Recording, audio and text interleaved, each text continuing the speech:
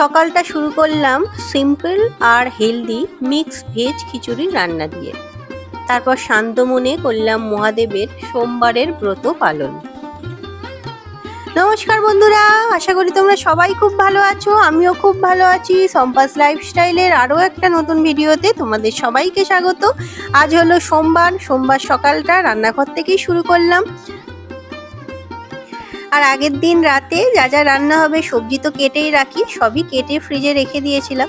যদি এখন ওয়েদার ঠান্ডা হয়ে গেছে তাই ফ্রিজে না রাখলেও হয়তো চলতো, কিন্তু ওই যে অভ্যাস বরাবর কেটে ফ্রিজেই রাখা থাকে, তো তাই কালও রেখে দিয়েছিলাম।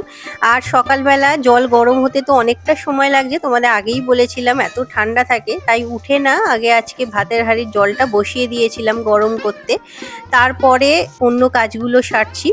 আর কাল কিছুটা দুধ রয়ে গিয়েছিল, তাই অনেক দিন পর আজকে সকালবেলা দুধ দিয়ে চা করছি। দুধ চা সাধারণত খুব একটা খাওয়া হয় না, বেশিরভাগ সময় তো লিকার চাই খায়, তবে কিছুটা দুধ কালকে ছিল, সেটা দিয়ে ভাবলাম ফেলে কেন দেব, নষ্ট তো হয়ে যাবে এমনিতেও রেখে দিলে, তো ভাবলাম একটু দুধ চা করে নিই আজকে। আর আজকে বিশেষ কিছু রান্না করব না, কারণ রবিবারটা যেহেতু অনেক কিছু রান্না হয়, তো সোমবার দিন আর বেশি কিছু রান্না করতে খুব একটা ইচ্ছা হয় না।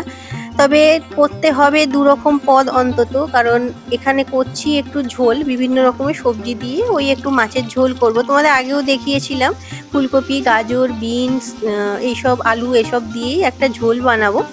আর আমি তো মাছের ঝোল খাবো না, যদিও এখন মাছের ঝোল হচ্ছে না, শুধু ঝোলটাই করছি, কারণ কাল রাত্রেবেলা বাজার বন্ধ ছিল, তো বাবা মাছ আনতেও পারেনি, তার জন্য মাছটা আজকে সকালে পরে এনে দেবে ঘুম থেকে উঠে। তো এখন তো আপাতত মাছ নেই, তাই ঝোলটাই করে রেখে যাচ্ছি, পরে বাবিকে স্কুলে দিয়ে এসে তারপরে না হয় মাছটা তখন করে নেব। আর আমি যেহেতু মাছের ঝোল খাবো না, তো আমার জন্য তো কিছু একটা করতে হবে।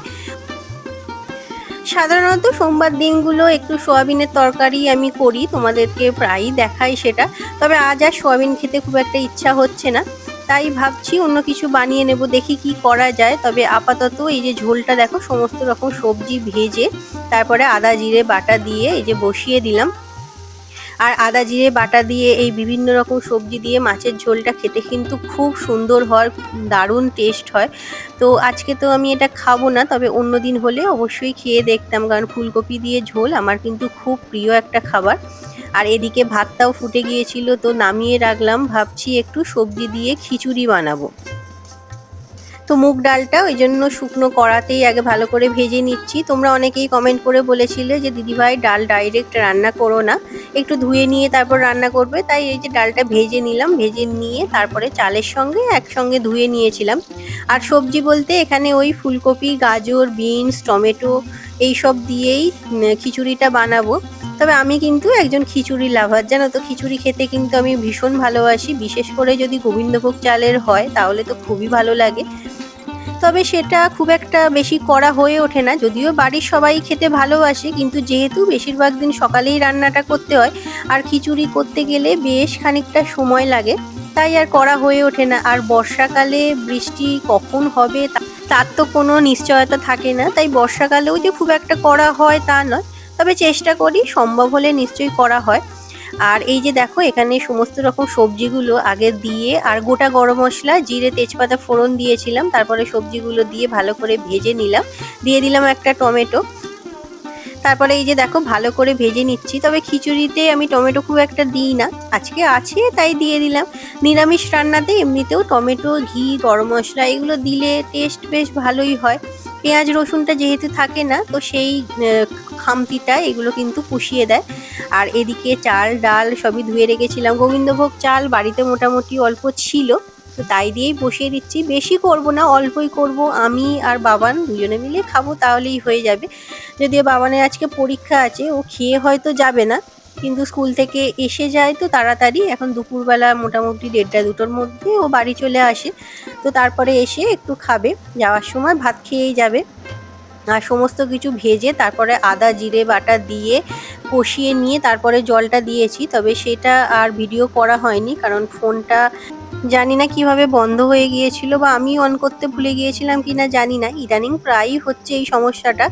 তো যাই হোক, সমস্ত কিছু দিয়ে ভালো করে কষিয়ে নিয়েছিলাম, মশলাটা কষিয়ে নিয়ে তারপরে জল দিয়ে বসিয়ে দিয়েছি। আর এদিকে বাবির বোতলগুলো না সবই ফাঁকা হয়ে গেছে, তোমাদের তো আগেই বলেছিলাম বাবিকে ডাইরেক্ট আমাদের এই কলের জল খাওয়াই না, যেহেতু আমাদের অ্যাকোয়াগার্ড নেই, তো এই জলটা অনেক সময় নোংরা আসে, তো সেই জলটা ওকে ডাইরেক্ট দিই না, বছর 5 পর্যন্ত চেষ্টা করছি না খাওয়াবার, তাই ওর জন্য কিছুটা করে জল ফুটিয়ে রাখি, সেগুলো বোতলে ঢেলে রেখে ওই জলই ও খায় মোটামুটি। তো বোতলগুলো ফাঁকা হয়ে গিয়েছিল, জলটা কাল রাতেই ফুটিয়ে রেখেছিলাম, আর এখন তো শীতের বেলা, সারা রাতে জল ভালোই ঠান্ডা হয়ে গেছে। তবে জানো তো, গরমকালে যখন জল গরম করতাম রাতের দিকে, সকালেও দেখতাম জল গরম আছে, তখনও পুরোপুরি ঠান্ডা হতো না।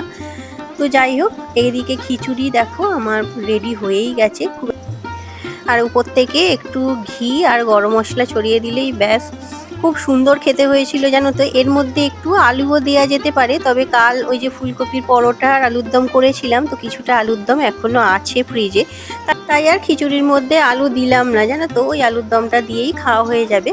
আর এখানে বাকি সমস্ত সবজি দিয়ে করেছিলাম, খিচুড়িটা কিন্তু খুব সুন্দর খেতে হয়েছিল।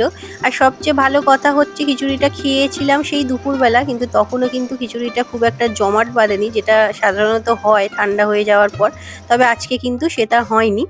আর এই যে দেখো খিচুড়ির ফাইনাল লুক, ভালোই দেখতে হয়েছে। তারপরে এই যে ঘরে চলে এসেছিলাম, বিছানার চাদরটা ভাবছি আজকে একটু চেঞ্জ করে নেব। প্রত্যেক সপ্তাহে সাধারণত শনিবার করে আমি চাদর ফাদরগুলো চেঞ্জ করি, তবে এই শনিবার করা হয়নি, তোমাদের ওই যে বললাম বাবির আধার কার্ডের জন্য গিয়েছিলাম, তো সকালবেলায় বেরিয়ে যেতে হয়েছিল, ফিরতে ফিরতে অনেকটাই বেলা হয়েছিল, তারপর আর এই সব কাজগুলো করা হয়নি। তো চাদরটা আজকে ওর জন্য চেঞ্জ করে দিলাম, নতুন একটা চাদর পেতে দিলাম। রান্না তো আমার ওদিকে মোটামুটি কমপ্লিট হয়ে গেছে, তবে বাবিকে ঘুম থেকে ডাকতে হবে, কারণ ওর তো স্কুল আছে, ওকে রেডি করে নিয়ে তারপরে বেরোবো। তো এতক্ষণ তোমরা যেখান থেকে আমার এই ভিডিওটা দেখছো, তোমাদের সবার কাছে একান্ত অনুরোধ, ভিডিওটা প্লিজ শেষ পর্যন্ত দেখার একটু চেষ্টা করো। আর ভিডিওর কোনো অংশ যদি তোমাদের ভালো লেগে থাকে, তাহলে বন্ধু বান্ধব আত্মীয় স্বজন সবার মধ্যে শেয়ার করে নিও। তুমি আজ আমার পরিবারে যদি নতুন হও, তাহলে অবশ্যই চ্যানেলটা সাবস্ক্রাইব করে নিয়ে আমার এই ছোট্ট পরিবারের সদস্য হওয়ার নিমন্ত্রণ রইল। আর এই কাজগুলো যদি তুমি সবই আগে করে থাকো, তাহলে অসংখ্য ধন্যবাদ, এইভাবেই আমার পাশে থেকো, আমাকে সাপোর্ট করো। আর বাবিকে স্কুলে দিয়ে এসে এই যে মাছগুলো ভেজে নিচ্ছিলাম, ঝোল তো আগেই করা আছে, তো মাছগুলো ভাজা হয়ে যাওয়ার পর এর মধ্যেই ঝোলটা দিয়ে একটু ফুটিয়ে নিয়েছিলাম, তাতেই হয়ে গেছে। অবশ্যই এসে বাবির জন্য দুধটাও গরম করেছি, ও তো কর্নফ্লেক্স খায়, তো দুধটা গরম করে কর্নফ্লেক্সটা ওর জন্য আগেই ভিজিয়ে দিয়েছিলাম। তারপরে এলাম, এই যে উপরের বিছানাটা তো এখনো গোছানো হয়নি, সকালে আসলে তাড়াহুড়োর মধ্যে উপরের বিছানাটা গোছানোর সময় হয় না, কারণ উপরে আসাই হয় না সকালে, নিচে থেকেই সব কাজ কমপ্লিট করে তারপর বেরিয়ে যাই। তো এসে ওর জন্য উপরের বিছানাটা গোছাতে এলাম, আর জানলাগুলো খুলতেই ঘরে এত সুন্দর রোদ ঢোকে, এত ভালো লাগে শীতকালে, আর গরমকালে এই রোদের ভয়েই জানলা খুলতে ইচ্ছা করে না। তো যাই হোক, তারপরে এই যে বিছানাটা গুছিয়ে নিলাম ভালো করে।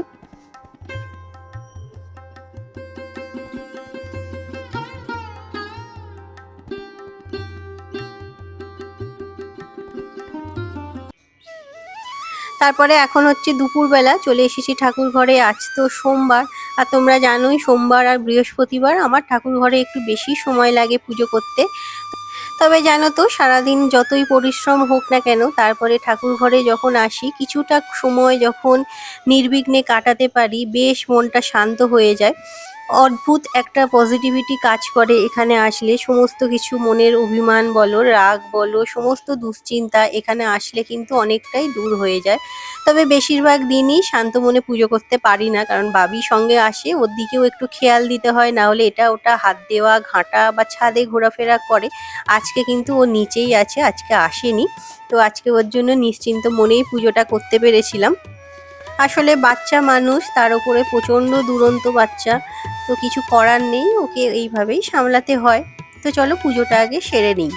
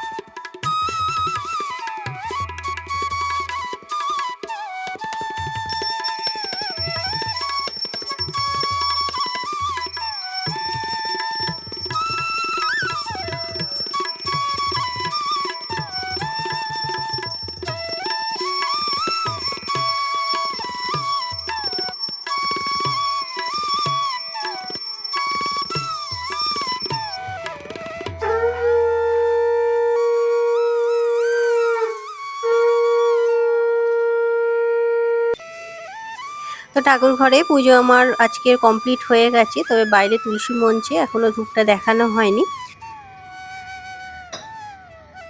আজকের ভিডিওটা এই পর্যন্তই, আশা করি তোমাদের ভালো লেগেছে। আবার দেখা হবে পরের ভিডিওতে। ততক্ষণ সবাই ভালো থেকো, সুস্থ থেকো আর খুব খুব আনন্দে থেকো। টাটা।